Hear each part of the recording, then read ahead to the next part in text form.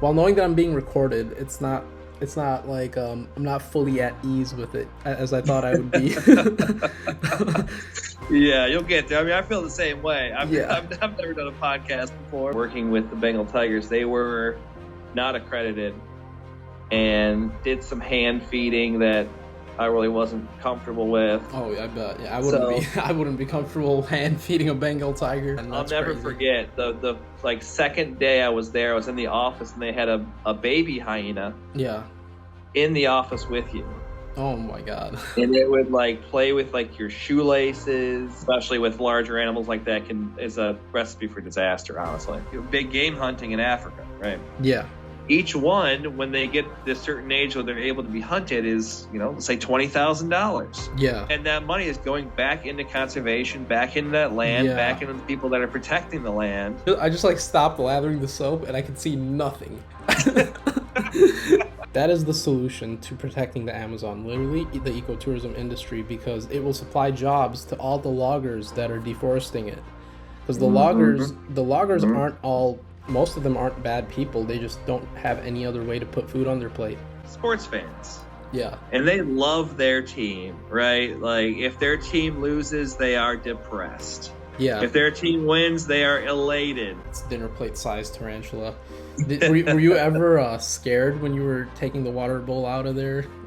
So luckily, to fit into it, just like every other animal on this planet, harmoniously, is like, a concept that I think has gotten lost, that you are connected, you are part of this natural world. I don't know if you know Jordan Peterson. I love that guy. I love his messages. I've watched hours and hours of his content, but he...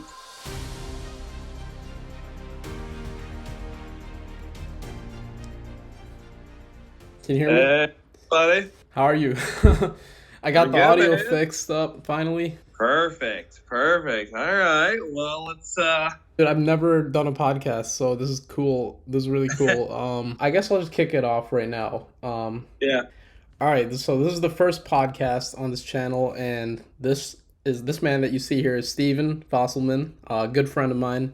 We spent 2 weeks together in the forests of South America, doing an Earth expedition with Miami University, and those days were filled with a wide variety of learning and experience and ups and downs, but overall we were really close throughout the entire time, from finding geckos in the bathrooms to trekking through forests and uprooting plants. Plus we were in the same group for our presentation, so I would say we got to really know each other pretty well. And Steven, if you would like to introduce yourself and what you do for a living. Sure. We did have a wild 2 weeks there in Brazil, and exploring Rio and tracking primates in the jungle. So that's definitely an experience I will cherish for the rest of my life, and excited for what's to come in the Project Dragonfly realm of things. But basically, a little background about me. So I started my animal care field in Ann Arbor, Michigan, at the Ann Arbor Zoological Society, mainly working with reptiles, amphibians, all the not furry stuff that I was hoping more people I could get to care about. Decided that I loved it, but I didn't really know what I was doing. Gotcha. So Ann Arbor Zoological Society, you said? Yep, okay. Ann Arbor Zoological Society. They are actually no longer a thing, unfortunately. Mm-hmm.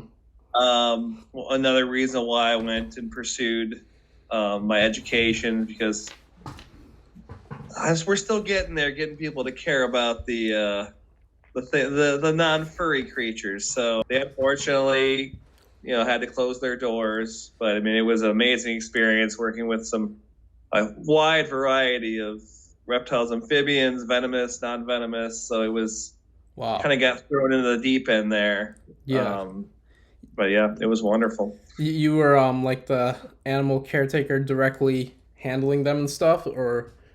Yeah. Okay. So actually, I started in basically doing zoo tours with children.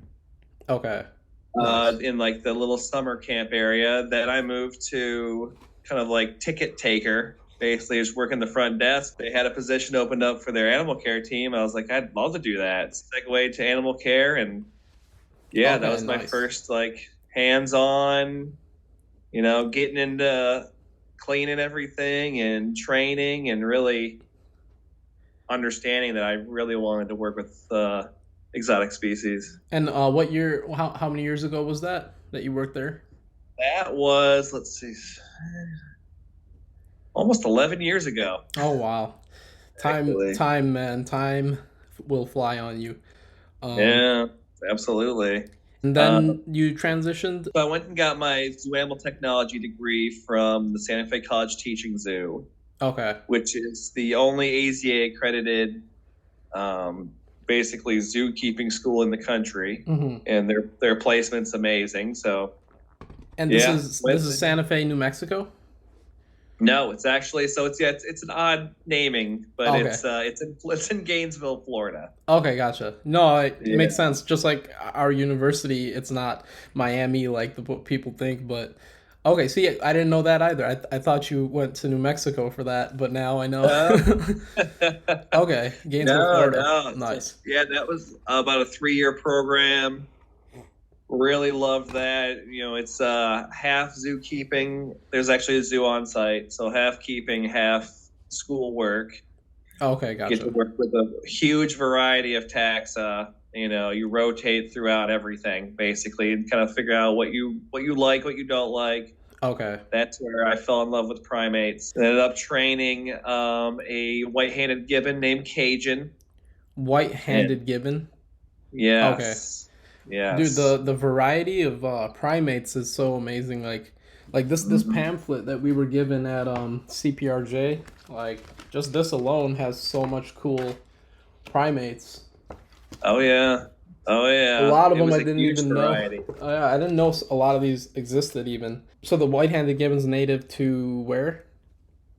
So they're like a Southeast Asian species. Southeast Asia. Okay, gotcha. Yeah. So they're what's called lesser apes. Yeah. So the difference between monkeys and all that. So monkeys have tails. Then we have lesser apes like gibbons, and then we have our great apes. Because the gibbons don't have. Wait, they do have tails or don't the gibbons? They do not. And that's why they're called lesser apes. Exactly. Okay, gotcha. So they're a little smaller species, almost strictly arboreal. Okay. Dang. So spider monkeys, they do have long tails, right? Like big prehensile tails. And don't gibbons and spider monkeys, aren't they the same size roughly, or are they bigger? Spider monkeys are actually a decent amount smaller. Okay. Than gibbons. I mean, they're similar body structure, but they have a very, very prehensile tail that they can almost support their body weight on. So they look so cool. Gibbons are strictly brachiators. They have like the super long arms. And what is a brachiator? What does that mean? So that's basically a form of location. So when you see them like swinging, from branch to branch, and really fluid motion. That's called brachiating. Brachiate. Okay. Wow. Okay. And gibbons don't do too much of that. Are they more on the ground, or do they also climb? No. So that's the gibbons that do the brachiating. Oh, the gibbons do the brachiating, and spider monkeys they use that big tail of theirs more. More, exactly. So okay. Gibbons rarely go to the ground. When they do, it's quite funny because their arms are so long. They actually stick them straight up in the air. Oh, that's hilarious. And kind of run sideways. They do look hilarious. The videos I've seen, the YouTube shorts of them on the ground, are hilarious. Yeah. So I worked there. I was in school there for a while. I ended up graduating in 2017. Okay. Then fresh out of school, I had a couple opportunities. A place called White Oak. That was a giant sanctuary for rhino. Okay. Where they have these 10-acre pastures. And this is where, location-wise? Florida. That's like right on the border of Florida and Georgia. Okay, gotcha. White Oak? Okay. White Oak. Yeah, if you get a chance, definitely look it up. It's an amazing facility. It's not open to the public, but you can go do tours. I see White Oak Conservation Center, Yulee, Florida. Yep, that's it. Okay, gotcha. That's awesome. All right, I will check out that a little bit more in depth after the podcast. Dude, speaking of rhinos, like I want to talk a little bit about this book after you're done with finishing off your introduction of how you got to where you're at. This book Sure. is so good. Recommended by Megan, Elephant Whisperer. Um, every conservationist should read it. I was like shocked that I didn't come across it earlier on. It would have helped me out a lot knowing the stuff that's in there about conservation. But yeah, anyways, you were Yeah. talking about white oak in Florida. Yeah, so that was an internship that was offered. Decided to forego that and go right into the keeping career because it was an unpaid internship. I'm like, I need to start making a little bit of money here. So Yeah. immediately got hired to Fort Wayne Children's Zoo. Okay, nice. Right out of the program, and yeah, so started there. So I've worked there for about 3.5 years. Okay. Mainly working with African smaller primate species, some carnivore species there. Okay.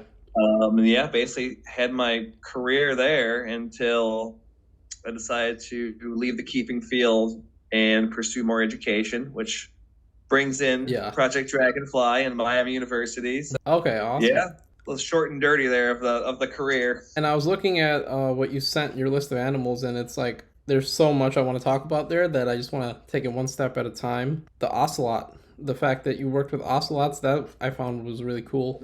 How did you exactly take care of them? Like, did you go in there just replace their food and water, or did you do like behavioral stuff, or what did you do with the ocelots? So that was part of Santa Fe, working with ocelots. We had 2 at the time. So per AZA guidelines, I don't know how familiar you are with AZA.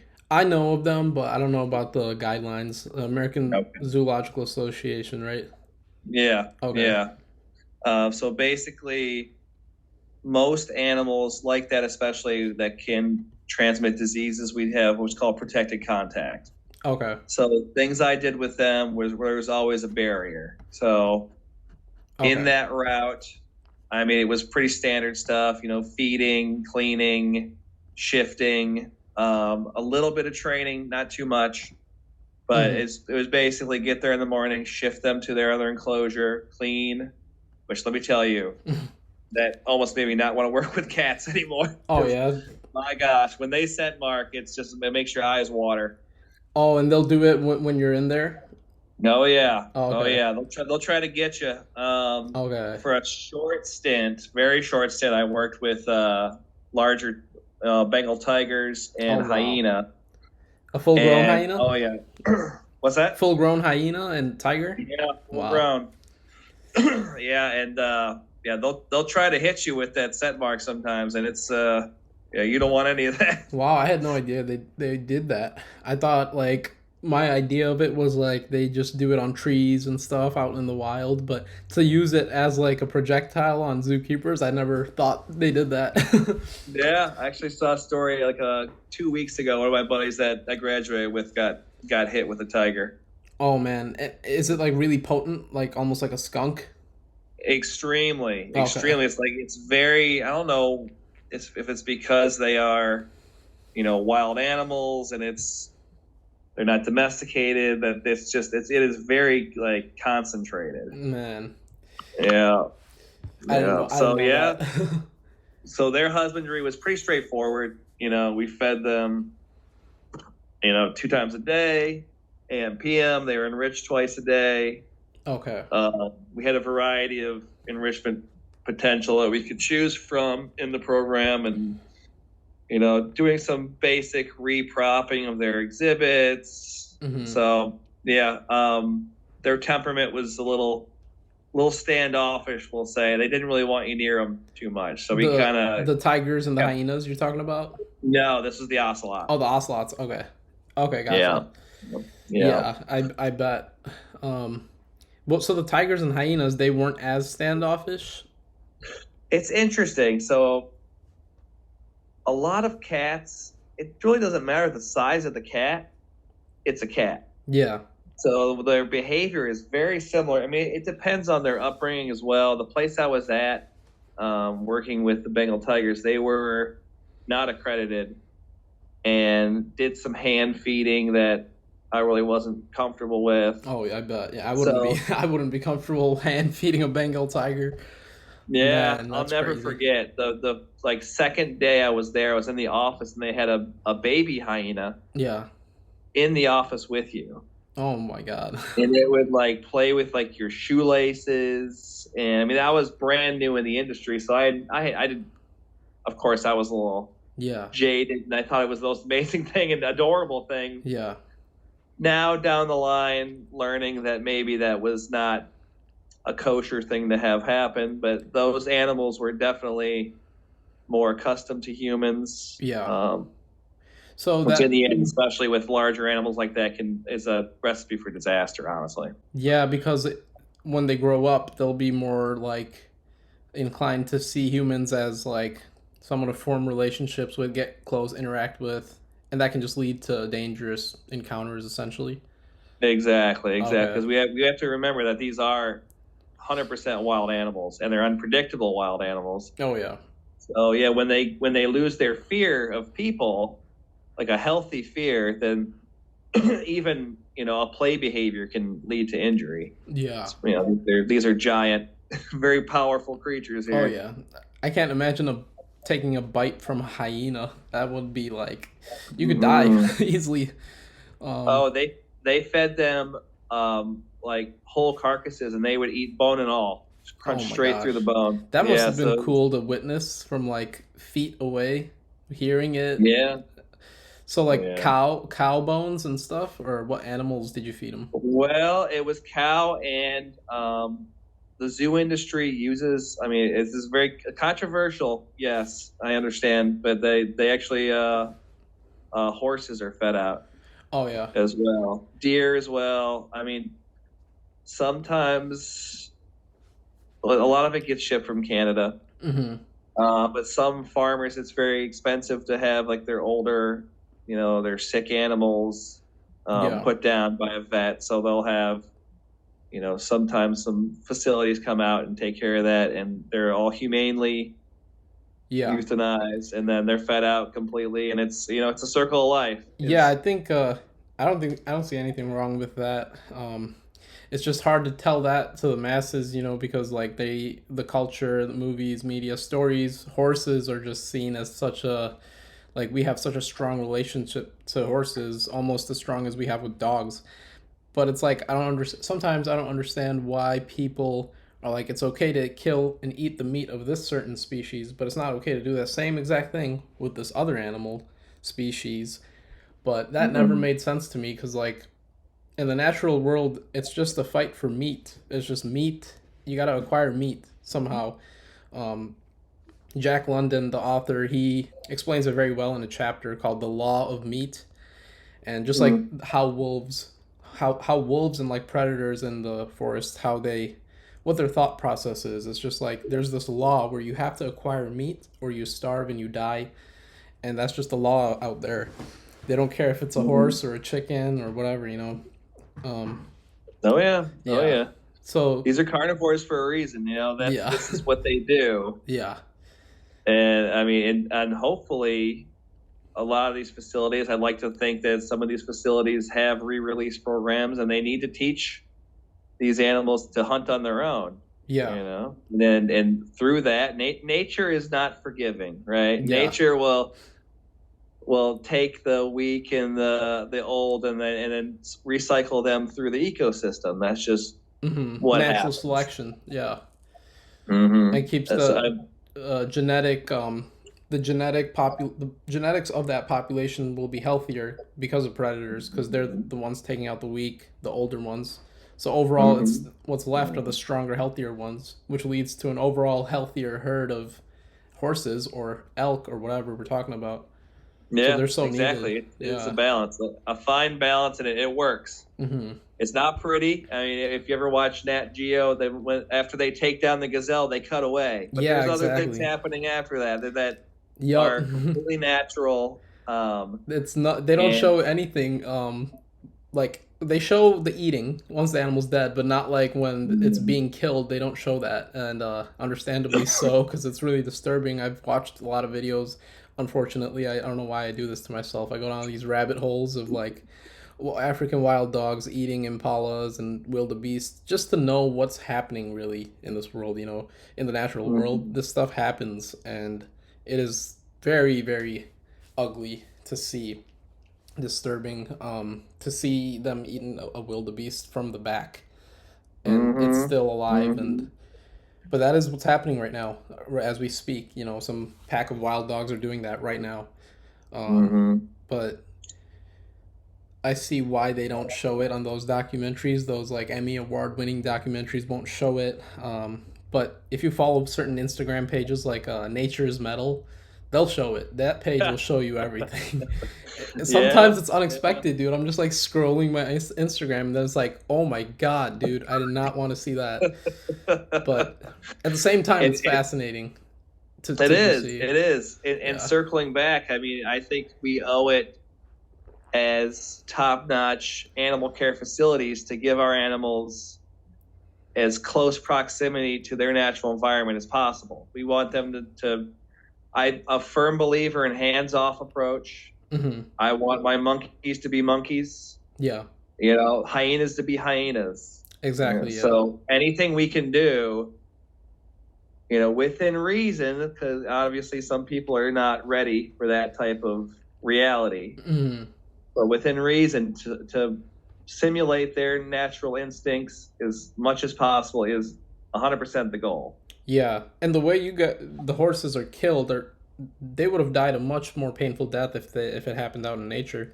So Mm-hmm. yeah, I only see positives. It's unfortunate that life is the way it is. Like life eats life, but I have come to accept that reality. Like I eat meat, and I like to be more connected to it. As you know, all my spiels Mm-hmm. about that.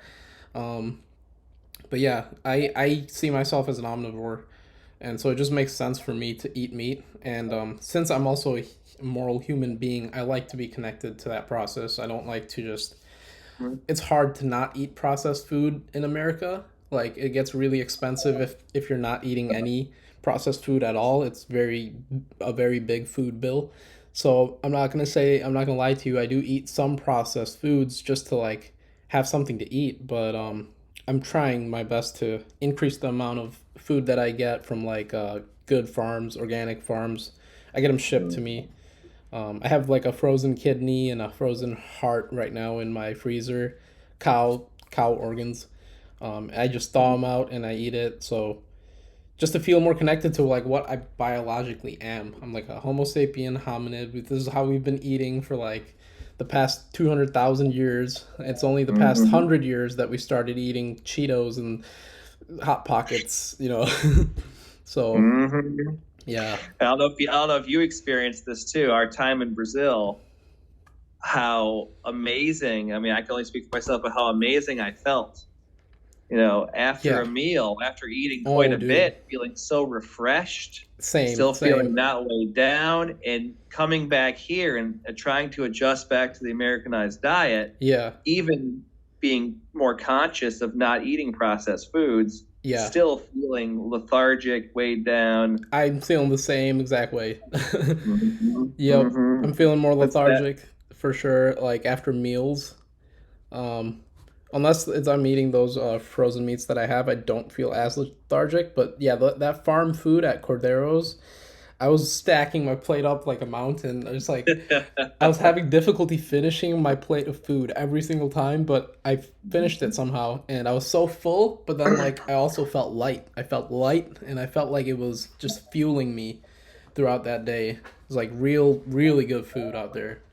Yeah, absolutely. Yeah, so I was there for a little while at that facility. It was Florida, right? So there's a lot of facilities there that are not on the up and up, we'll say. So Yeah. I got out of there pretty quick for my own reasons. Okay.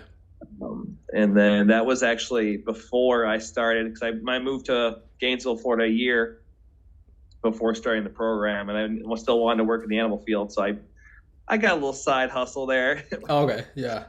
Yeah, yeah, it's fascinating what options are out there if you look hard enough. Yeah. Mm-hmm. But It's especially Florida, right? It's like I feel like those hotter states down south, there's way more like animal organizations and stuff to work with. From my Mhm. experience, like animal sanctuaries, even there's way more animal sanctuaries down south than up in Michigan because it's more costly up here to keep those animals through the winter.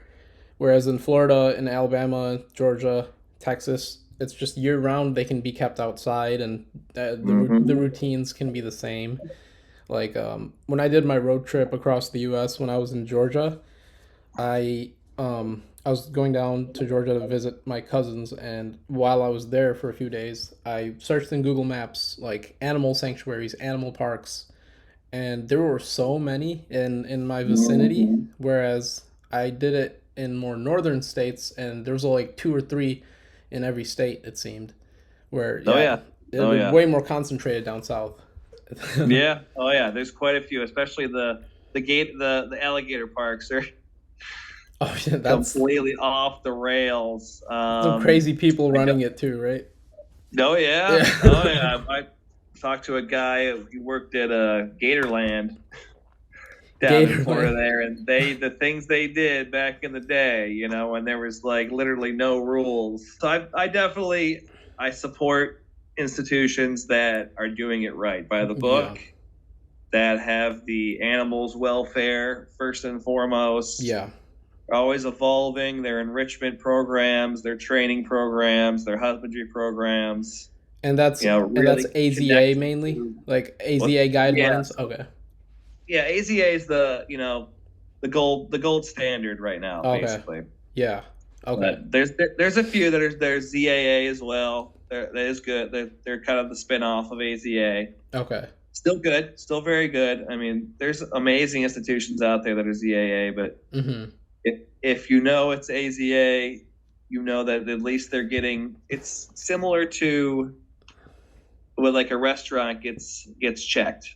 Mm-hmm. So every now and again, if the book's like about that thick that you have to follow, and they'll come and inspect you every few years. Yeah. And if you're not on the up and up, you'll lose your accreditation. Oh yeah. So, Okay. Like if yeah. certain standards aren't met, basically of Mhm. hygiene, safety, and all that.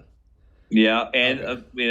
a really important thing is how much there's a allotment of how much zoos have to give to conservation if you're AZA. Mm-hmm. Okay. So those numbers have to be met. That you are, that's zoos are a conservation facility. Yeah. They're a place for people to connect to animals, but also to reach outside those walls to Mm-hmm.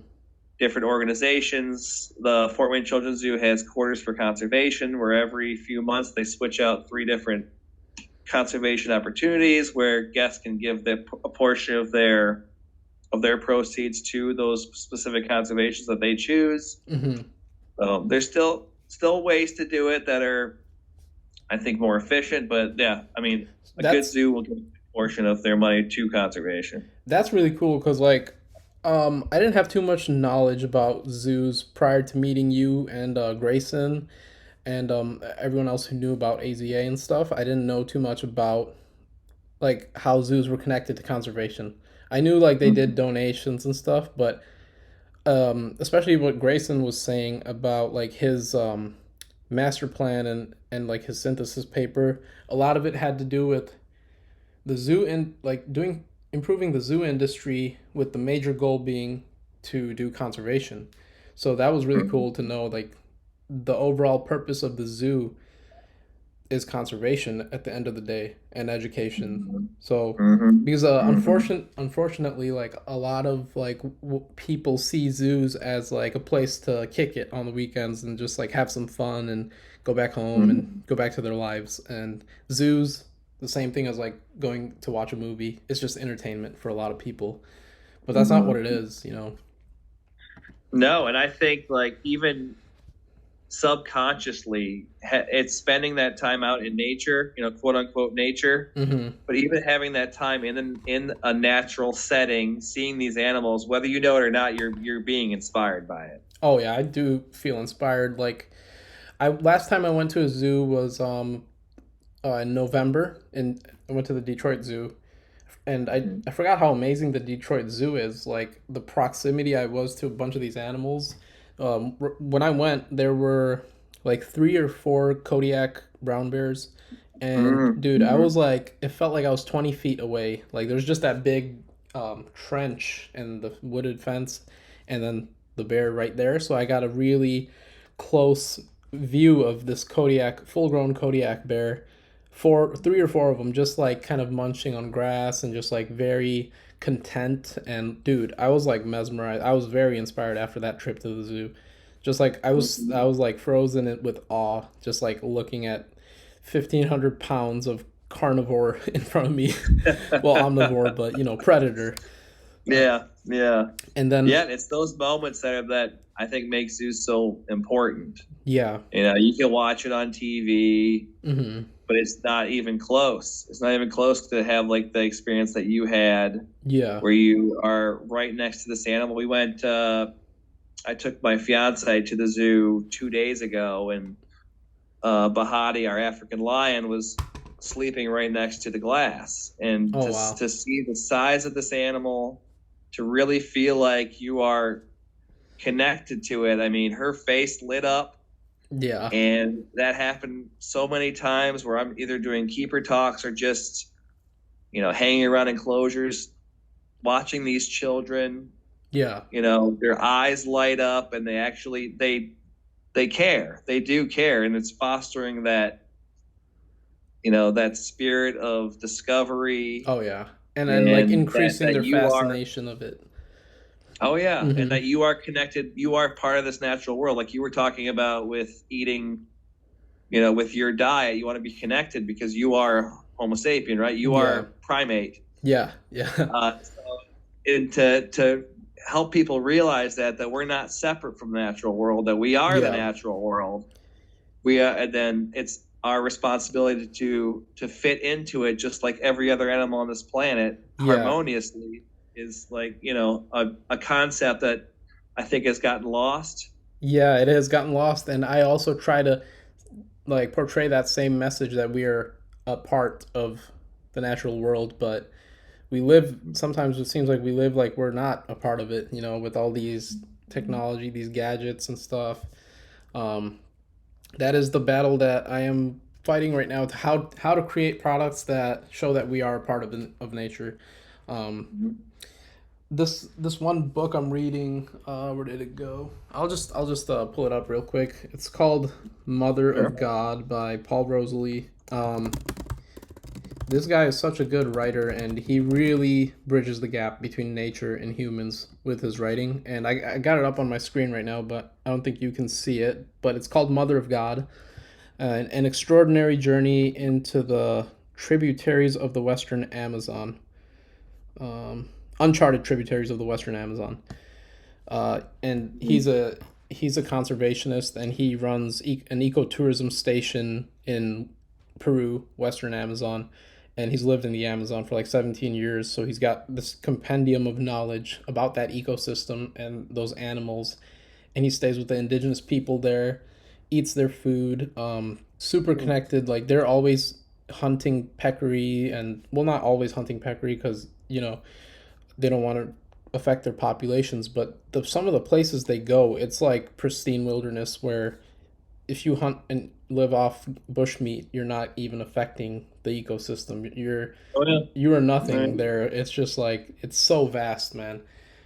And he talks about his time in those places, and it's a great book because he's really good at making somebody who doesn't know anything about nature be fascinated by the stuff he's saying, and like how connected he is, eating bushmeat, eating getting bit by these bot flies, having to get bot flies out of his skin.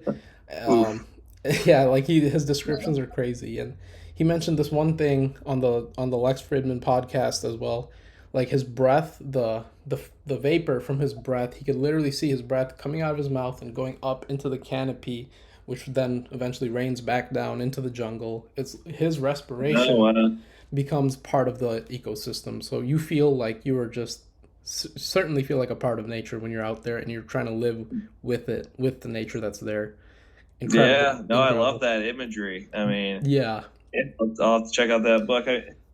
That's one of the reasons why I love working with primates. yeah, Is it's so easy to connect with them, to see the infants playing and the relationship between infant and parent is eerily similar to human behavior. I bet. I really want to witness that, before I die.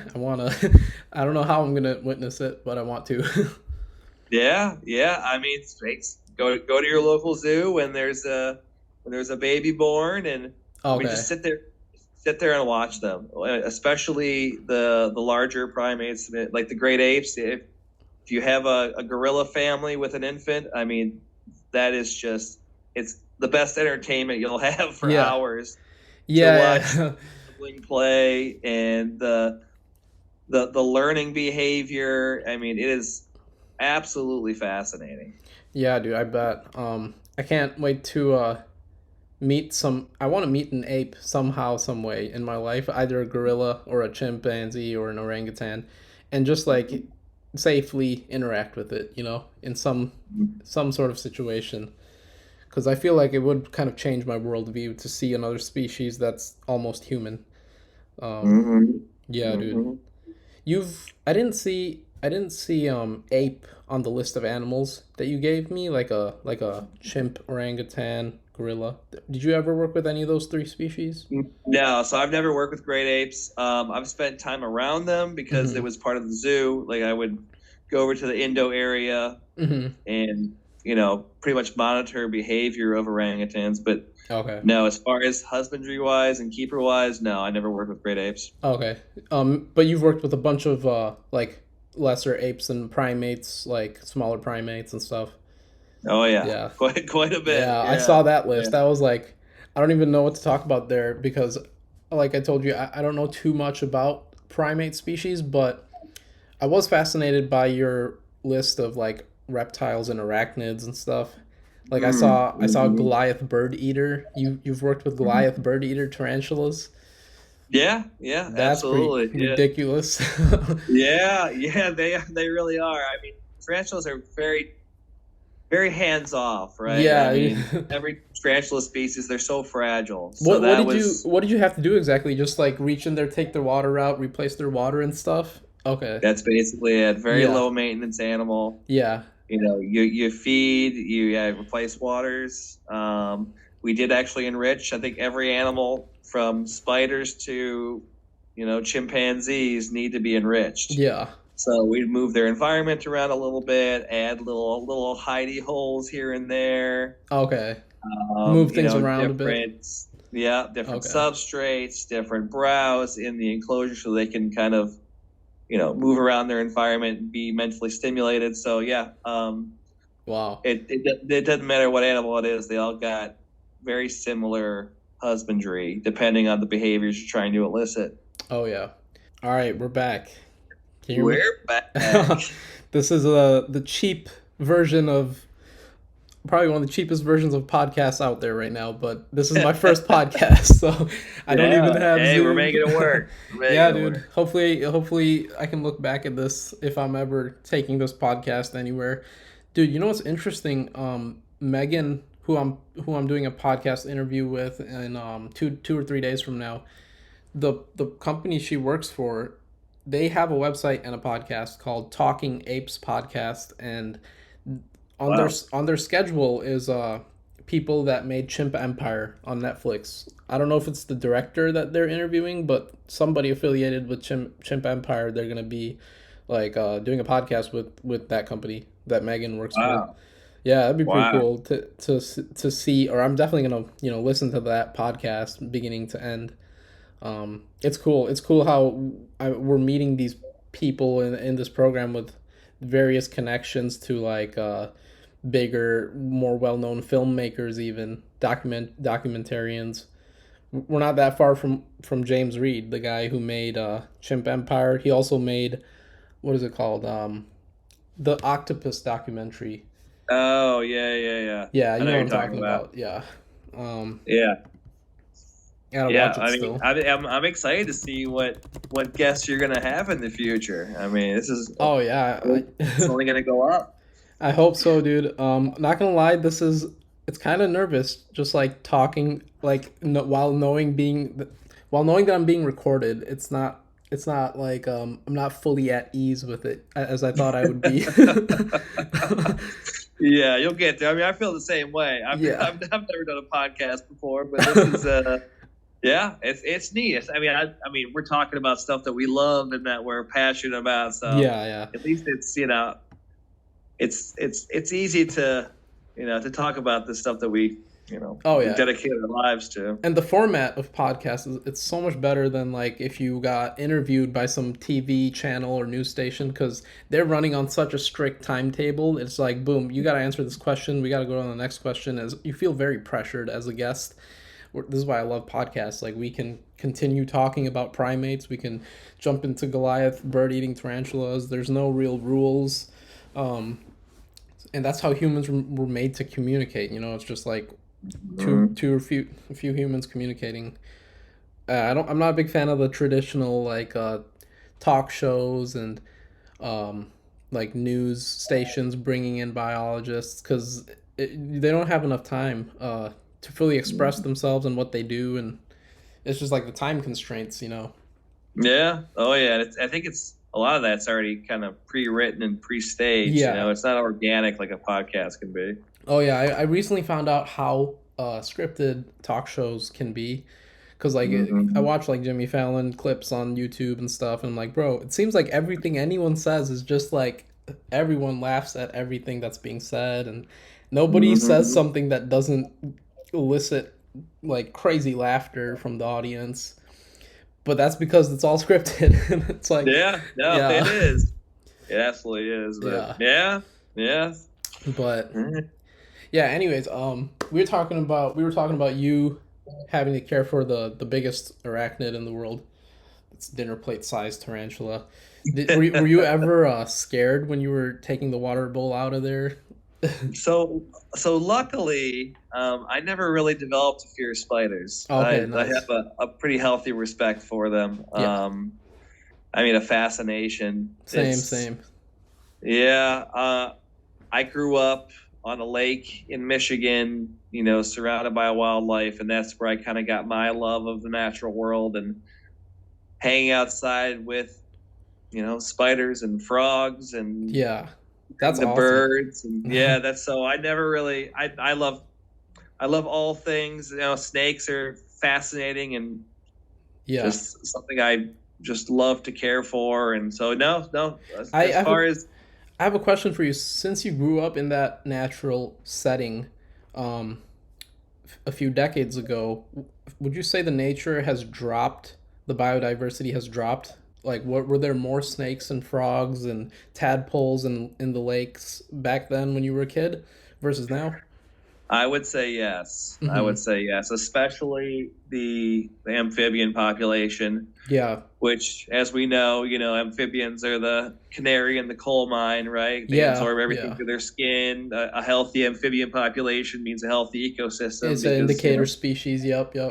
Absolutely. So I would unfortunately say that I mean, this is years ago, so I don't know how accurate my memory is, but I remember going out to the side of the lake, and as soon as you made it within 5 feet, there'd be 5-6 frogs leaping into the lake. Now it's unfortunately not that way. Yeah, dude, because it's crazy you say that, because now I know that I'm not the only one, because I swear when I was a kid, I used to go fishing, not even when I was a kid, when I was like a teenager, 14, 15 years old, which was a decade ago. The same lake, when I used to go when I was 15, it was filled with tadpoles when it was springtime. Like black tadpoles would just like coat the lake shores.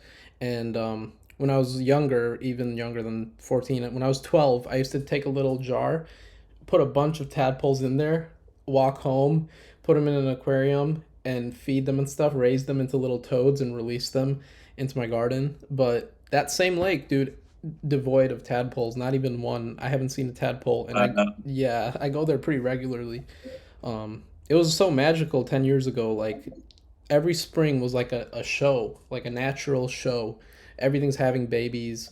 But the amphibians have been hit very hard by the Anthropocene, by human activity. Because like you said, their skin is so sensitive, things permeate through it. But I have seen toads. Like toads aren't totally gone. It's just a lot less of them. I'm so happy whenever I see a toad. I'll be out for a walk or a jog, and if it's like raining, every now and then I'll see a leopard frog or like an American toad, and that always makes me happy to see that they're still at least here. There's this fighting chance they could rebound. Yeah, and they can, and they can. I mean, that's what one big thing I took away from the Brazil trip is how resilient nature is. As long as we just are all we need to do is leave it alone. Mm-hmm. Yeah, that's it. if I don't know the water sewage situation in my city, but I feel like the runoff, chemical runoff and stuff is what's hitting their populations. So if you can find solutions to that, nature's ready to rebound. Like you just give it some space, stop messing with it so much that, and it'll come back. It'll come back, dude. I was at my park in the soccer field before this interview. I did a workout out on the soccer field. When I said I went to the gym, that's what I meant. Just went to the field and did some running and stuff. There were so many birds. There were these barn swallows like whizzing past me. There were these this wading type bird. I forgot what it's called, but it starts with a K. And it's a shorebird. But since Lake St. Clair is like a 35-minute drive from here, they fly out a little bit and come here. And there were robins, barn swallows, that shorebird, and they were everywhere, dude. As I was running, they would fly away and then settle back down on where they were, and then I'd run back and they'd fly away again. And I was just running amongst birds, and yeah, it was just amazing. Yeah, and you spending that time out there, I think it's fascinating how the more time you spend in nature, the more you get more in tune with it, the more your observation skills skyrocket. Oh yeah. It's not just a walk outside, and then you're noticing every little thing. If you just take that time, that you'll have to be in the jungles of Brazil to realize there's life literally all around you. Oh yeah, dude. Speaking of that, I was just reading Mother of God. I'm almost done with it today, and he talked in this chapter about like not ignoring the biodiversity in your backyard, and like not using terms like pristine nature, because what that makes people think is that their backyards don't matter. It's just we got to protect the pristine nature in the heart of the Amazon and the deep forests of Canada and Alaska, but our backyard we can do whatever we want. That's what he was saying. He was saying not to think of it that way and to know that there's biodiversity everywhere. Even in New York, like there's pigeons, there's good birding in New York. And those not so pristine ecosystems are what's crucial to coexist with. So it's like we gotta highlight that. And any type of life in cities, in backyards, it should be protected as well. Oh yeah, and you can get that appreciation in your backyard. Mm-hmm. Going out there and spending 20-30 minutes a day, you will realize how even a 10 by 10 patch of grass can have a whole ecosystem there that you can appreciate. Dude, it's just getting out there. We're literally doing that right now. We have a patch of grass that we're not cutting, and we're just gonna see what it attracts.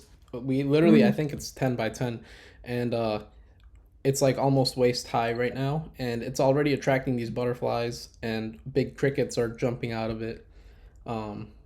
Yeah, so we're trying to attract animals, and I often think about that, like in the suburbs of like cities, lawns are so well maintained and trimmed, and a lot of them actually unfortunately use weed killers and like fertilizers to keep them green and all the same.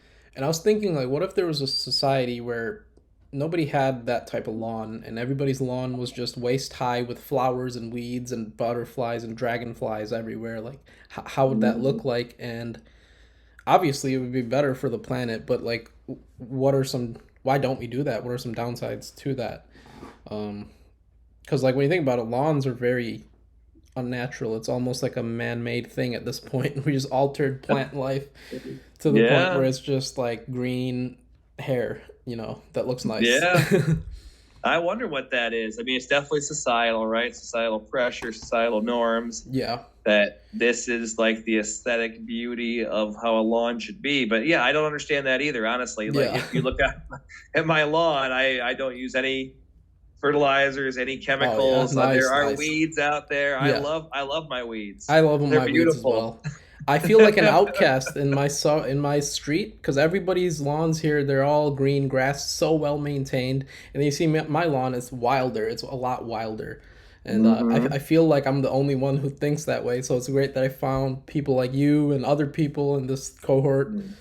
I was glad to see our professor Jill, who I was glad to see her not like take more than one plastic cup because I thought I was the only one who did that type of stuff. Not take more than one bag. Sometimes not want a bag. Like I can just carry it.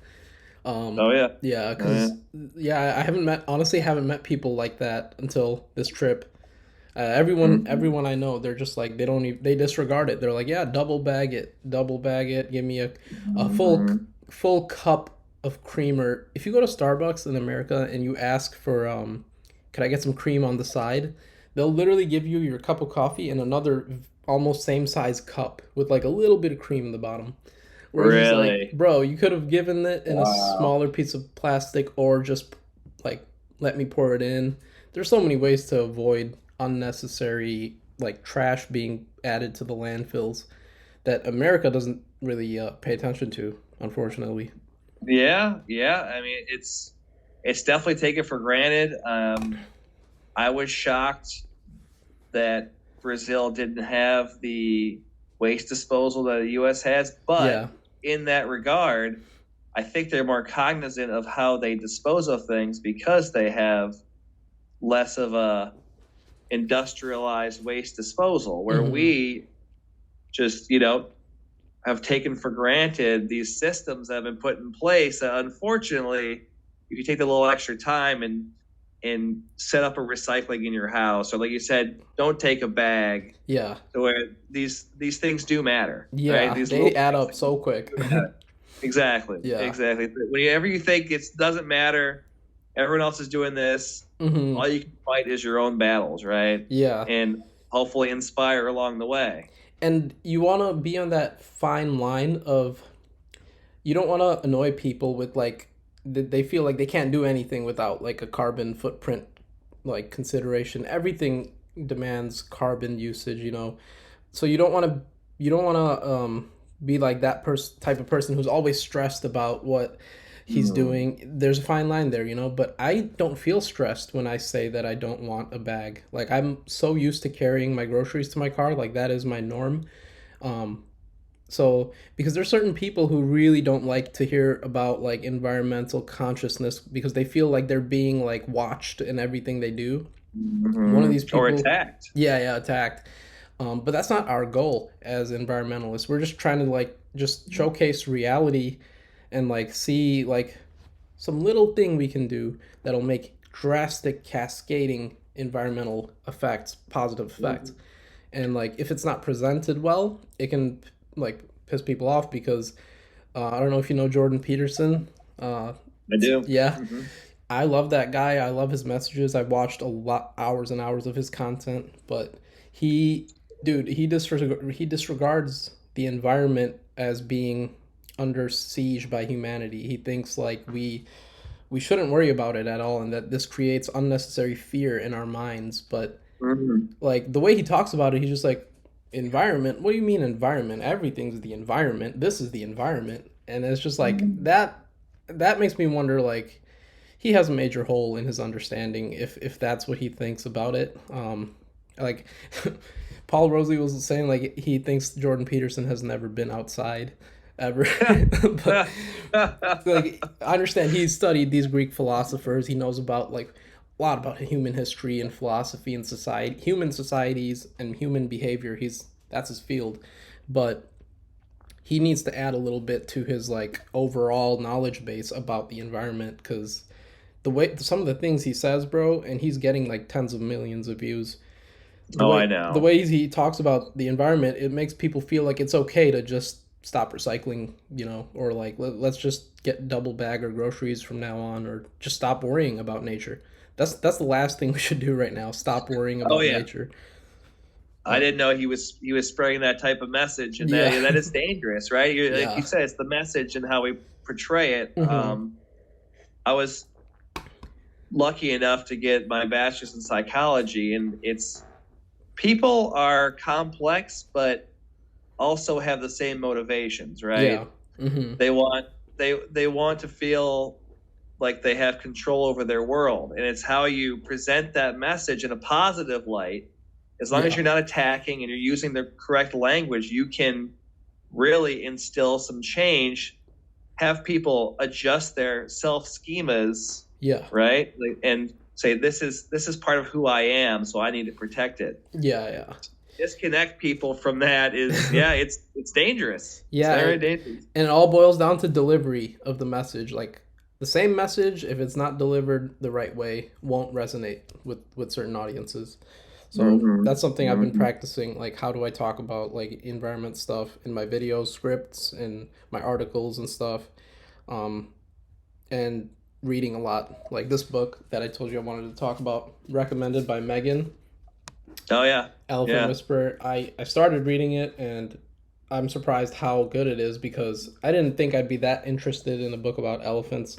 Elephants are awesome, I'm more interested, in reptiles and birds and predators. I have a picture of a wolf right here. That's like my jam, like reptiles, birds, and large predators. Elephants, pachyderms, I love them, but I never thought I would be this interested in them. Just after reading like a little bit of this book, it goes deep with elephants. Like, now I would say I'm as interested in elephants as anything else, because the way he talks about it, and the way he delivers the message. Like, if somebody else was trying to make me interested in pachyderms, their delivery would have to be as good as it was with Lawrence Anthony's writing. So, goes to show that's how important it is. Like, matching people's energy, using the right terminology, using the right analogies, to get a message across.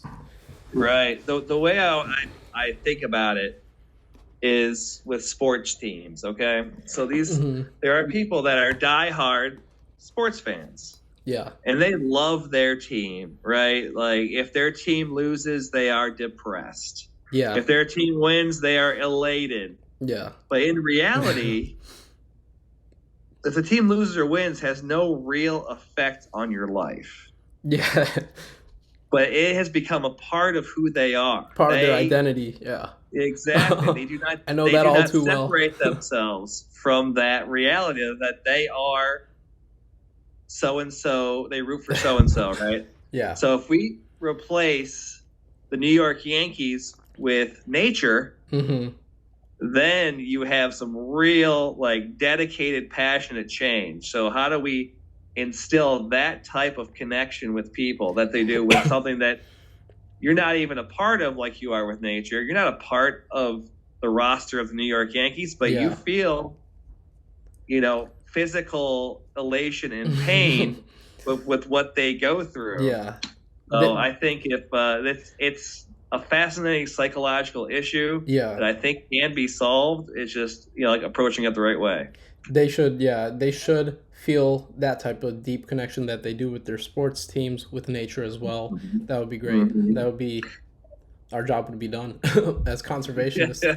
Yeah, something to work on. Yeah. And now that you mentioned, like, sports, like, just sports as a whole, there was another paragraph in Mother of God where Paul Rosalie, he's a man who really loves to be away from the human world. He loves to be in the natural world. And he doesn't understand the human world. I mean, he can socialize and stuff. He just chooses to rather be at his research station in the Amazon instead of in New Jersey, where he's from, because he just doesn't understand where forests are being burned down, deforested, our oceans are being overfished, everything's being, like, destroyed. The natural world's being destroyed, and then he doesn't understand how people can still fill up stadiums and just watch people play games with a ball when this is going on. Like, he's all for sports, but, like, why don't we fix these issues and then go back to playing and watching sports? Because that's really ugly. And when you think about it, a bunch of people just, like, drinking beers and pounding their fists at like a game, when the Amazon's being burned down at the same exact time. Mm-hmm. Yeah, and that's just a matter of them being ignorant of it and not knowing about the whole situation. Yeah. Well, I mean, Yeah. we'll think about what you just said there. One of those is a distraction away from people's lives that sometimes can be difficult, and you kind of that disconnect is easy to do, right? Yeah. Whereas thinking about the Amazon and the forest being burned down, I mean, I don't know about you, but I immediately feel a pit in my Yeah. stomach. It sounds So negative. It that's sounds not a doom and gloom. disconnection. Yeah, Yeah. right. That's not a disconnection. That's a stark reality. So, Mhm. 9 times out of 10, what are people going to do? They're going to go towards the easier route. Yeah. So the easier route towards the Amazon has to be a message that's positive and gives you uplifting, personal connection, Exactly. that you have the power, that you are not, going into something that's inevitable. It's something that you have real change towards, and that you are the deciding factor, Mhm. right? Give people the power, Yeah. give people like the energy. Whereas, yeah, of Mhm. course, that's why sometimes I watch a movie. I'm having a hard day. It's a Mhm. way to disconnect, and Yeah, it's yeah. easy to disconnect. Yeah. That's why I think it's really important to not go toward the doom and gloom side of the message of conservation and Mm-hmm. focus more on just positivity, positivity, positivity, and just slip in the fact that yeah, the situation is bad. Maybe do that early on and then just focus on Mm-hmm. the positives because that's how you crush a speech. Like I've watched some TED Talks with environmentalists. It's Alan Savory, the one that I watched that it was so positive. Like he got over the doom and gloom part right off the bat. Like the first 2 minutes, he was like, "Yeah, we're fucked. Like the Earth is like being destroyed. That's the reality." But the rest of the speech, it was just positive, positive, positive to the point where the crowd was like clapping when he was done, and everybody left elated. Nobody left like, "Dang, the Earth is being destroyed." No, everybody left like, "This is we're headed in the right direction." That's how Yeah, they were thinking. Yeah. yeah. Isn't that amazing? Yeah. When you could actually, touch someone that way, you can connect to someone that way. It's like it's these small victories, Yeah. right? Small victories for yourself, Yeah. small victories for the crowd that you're talking to. It's not taking a bag when you go out grocery shopping. Yeah. Keeping in mind these small victories are what matter. Yeah. Not saving a species. No, telling someone about a species can be 100% a win. Hmm. You Yeah. know, but And as bad as it is with deforesting, I feel like we're heading into the UN calls it, the age of ecological restoration, 2021 to 2032 or something they said. They're saying this is the decade. We're in the decade of ecological restoration. And I believe them. I believe like this decade there's already big shifts in our culture like um, we don't. We have a lot more eco-conscious people now than ever before, and especially the young generation. A lot of young people are doing stuff related to sustainability and all that. Even people who aren't in conservation biology, like clothing brands, are popping up that are sustainable. Every product these days, if it's sustainable, it's just better right now. More people will want it. So mm-hmm. the demand is there. It's growing too. And Yeah, ecotourism, I don't know if the demand for ecotourism is growing as much as just like the potential for it. The potential for ecotourism in this decade is so high because you said if people form like that personal connection to nature, they'll want to not use a bag, they'll want to do these little things. So how do they form that personal connection? You can only get so much of it through a screen, through a video. mm-hmm. Documentaries can be impactful, but like nothing replaces the real deal. Like when you go to a zoo, or when you do go out into a nature reserve through an ecotourism agency. So ecotourism, especially in the Amazon, at least, I've heard from numerous sources that That is the solution to protecting the Amazon, literally the ecotourism industry, because it will supply jobs to all the loggers that are deforesting it. Because the loggers aren't all, most of them aren't bad people. They just don't have any other way to put food on their plate. So if you could tell them like there's another job that pays better and is safer than being a logger in the rainforest, you should do that. And if all the loggers transition to becoming ecotourism workers, that will literally progress humanity so much because now the Amazon will stop being deforested. It'll come to a halt and then maybe even start regenerating outward a bit. Yeah, yeah. As that land becomes more valuable for its ecological, Yeah. Resources, then yeah, it could expand. Yeah, You'll dude. want more area to explore. I mean, I think that is the solution. Yeah. And if Is there's to bring people in. exactly, and if there's the demand comes, the demand for ecotourism, I don't see it high enough yet. But it is rising, and if it rises to the level where there's tens of thousands of ecotourism agencies in the Amazon, and they're all booked every year. They're booked. Ecotourism going and doing an Amazon expedition becomes as popular as going to Disney World. Dude, that will be it. That will be all that's needed for like a big jump in environmental like stewardship. The Yeah, sorry, go creative ahead. solutions. Look up shade-grown coffee in Papua New Guinea. Okay. And the tree kangaroo. Yeah. Okay. So it's all about being creative, right? So these organizations taught local farmers, instead of cutting down trees, they could grow coffee. And particularly shade-grown coffee, which you need, obviously, the canopy to grow. Yeah. This has been extremely successful in saving large areas of land and has completely shifted the agriculture there from logging to coffee. Okay. Yeah.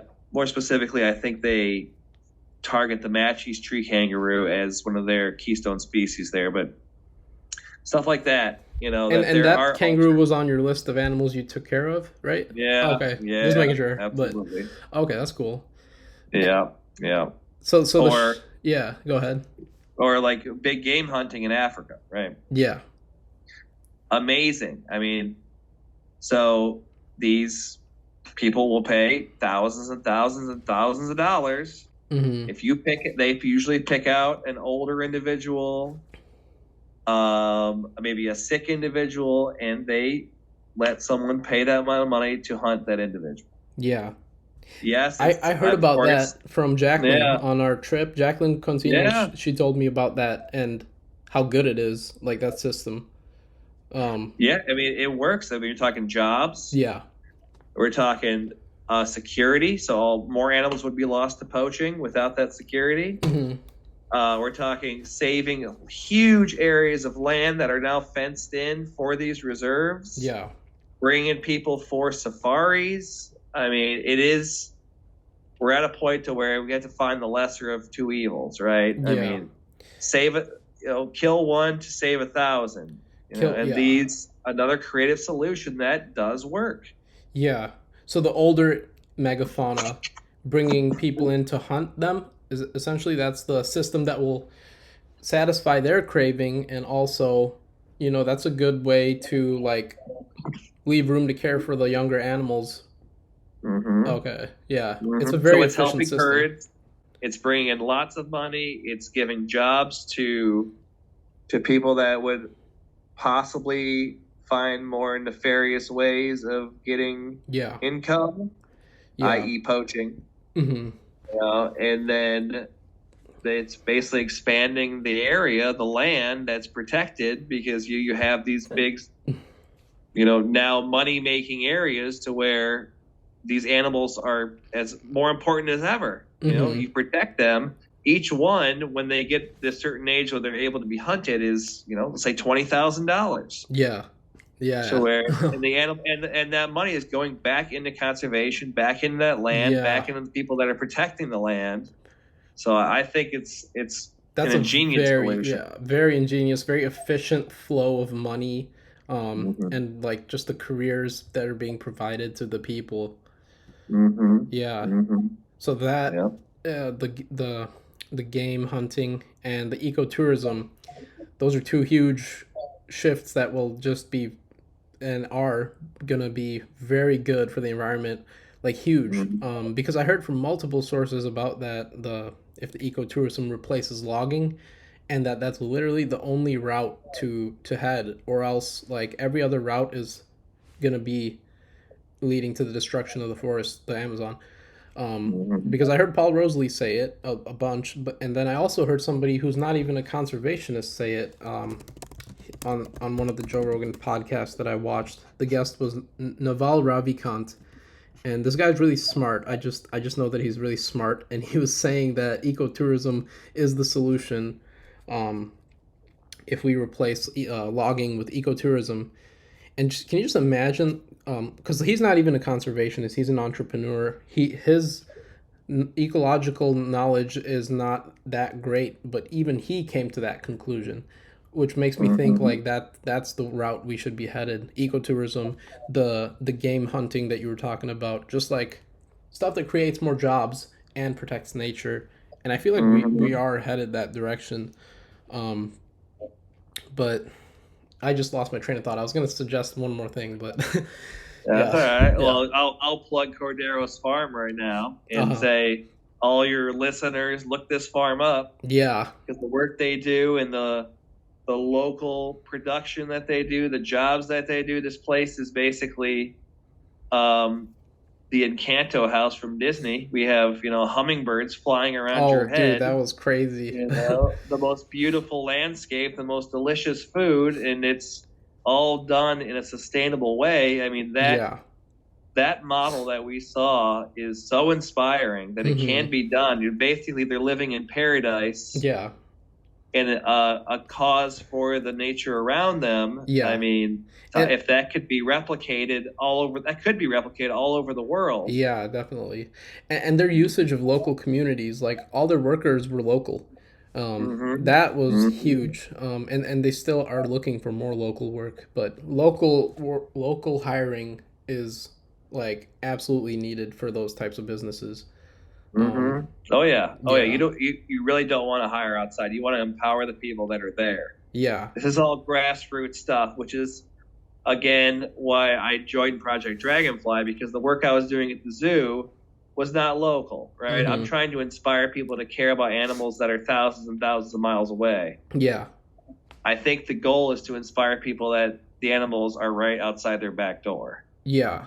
Oh yeah. And because you know more about it because you're a local there. And it just makes more sense for the locals to be talking about the local biota. And if everybody just focused, like if there was a bunch of little local companies, ecotourism, whatever, it's way more efficient. Like as a species, we will be far more efficient overall, Oh yeah, absolutely. I am very excited about the future here. Yeah. Excited about the things we're going to learn in the program, our adventures, our connections we're going to make. I mean, it's going to put us outside our comfort zone, but honestly, that's kind of where I want to live. Yeah, same here. Most of this trip, it was great. I mean, there were times where I wish I had some time to just process. We all did, because there's no breaks. And there's some times where I wish we had a better situation of sleeping and like bathrooms like that at the biological reserve we were staying at. But dude, thinking back on it, it's only good memories. It was just an experience. Like it was so cool.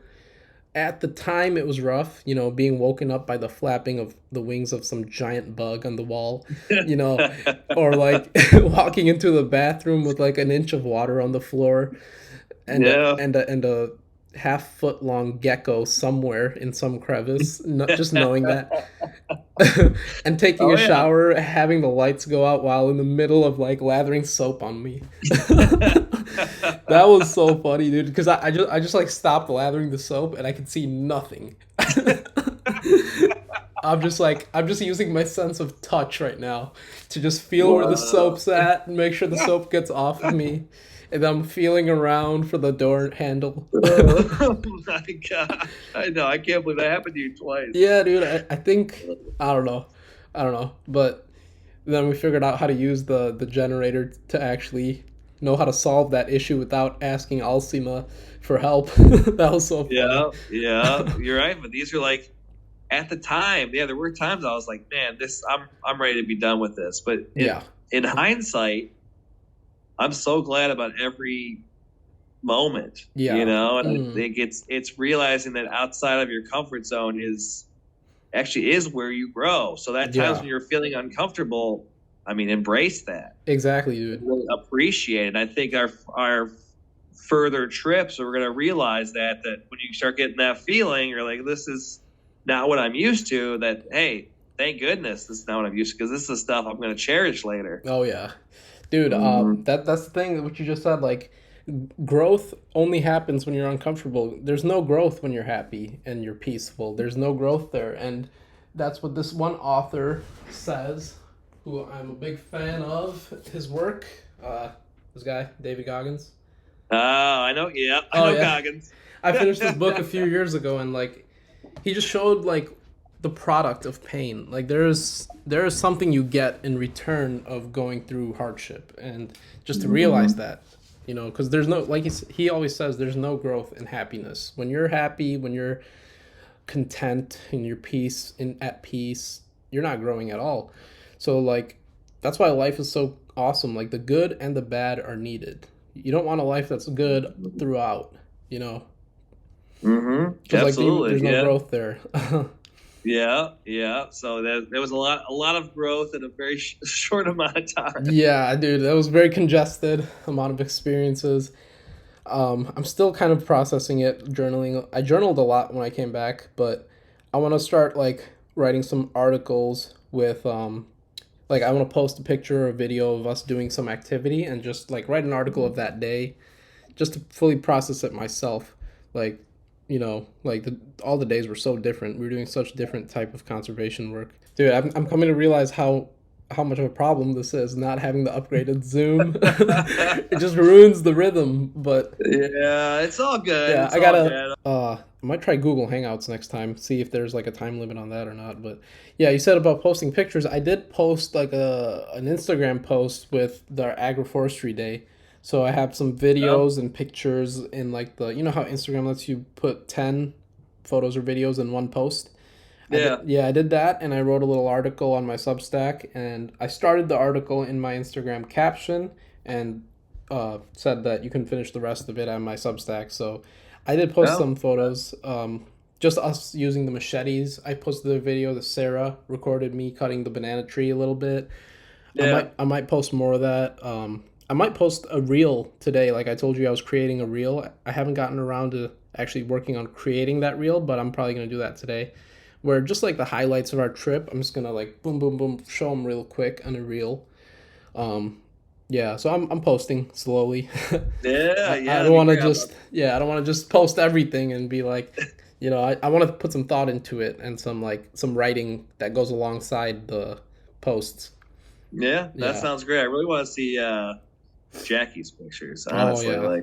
She takes, she had a high quality camera, so I'd love to see. Oh yeah, dude. Some of the GLT she did post were amazing. So yeah, dude, I'm stopping at the bit to see more of her stuff. The insects, oh my god, her camera and her ability to like know body language and stuff around animals and dangerous animals allowed her to get some really good photos of the the pit viper, the jararaca snake. She took a photo of that was magnificent, and the insects, dude, the insects look incredible in her photos. So I can't wait to do a podcast interview with her, because she's down to do one within the next couple weeks, so we can talk about pictures that and I'm gonna use some of her pictures actually and give credit to her blog. I told her like, if I use your pictures, I'll link your blog so people, and her Facebook, so people can, through my content, find her work. We all win. Yeah. Gonna definitely use some of those photos. Yeah, I'm gonna watch the rest of your podcast here. I want to see what Megan and Jackie have to say. Oh yeah, dude, it's so good because like I said, we had such limited time to actually converse with each other 1v1, because then we got to move on to the next activity. So these podcasts allow us to learn more about everybody in our cohort. Oh yeah. And about stuff we know about conservation. So yeah. Yeah. No, I appreciate it, man. It's been fun. Thank you for wanting to do it. You were my first podcast guest ever, so I had to find. I'm honored. I had to figure out some technical issues with this podcast. So hopefully, the next one I'll figure some more out, and they just progressively get better. That's the goal. Yeah. I think we set the bar pretty high. Yeah. Yeah. I mean, I'm trying to keep it to where like we're talking as if we're not being recorded. You know, that's what people want to see. Where it's not too formal, but we're still talking about very interesting topics and discussing stuff that people will learn a lot from. Will learn a lot from this podcast. The stuff we talked about with the game reserve, the demand for ecotourism, the animals you've kept for, which I wish I could dive into some more. We could be having recurring guests on this podcast. Doesn't matter, you know. Yeah. I'd be down to do this again. Yeah. Okay, for sure. And by then I'll figure something out with the limited 40-minute time. Yeah. All right, man. Well, I appreciate you. Yep. Thanks for doing it. And yeah, I guess that's the end of this podcast. Again, everybody who watched this video, this is Stephen Fosselman. He's a worker at the Fort Wayne, Indiana Children's Zoo, and he's a peer. He's a classmate of mine in our master's program at Project Dragonfly, Miami University. It's a master's of arts in biology, conservation biology. So yeah, hope you guys enjoyed this video. Hope you guys learned something new. Feel free to leave a comment and like the video. And yeah, I'll be having more conservationists on this series of podcasts really soon, so stay tuned for that. Thanks for watching, guys. Bye. All right. Yep. See you later, man. All right. See ya.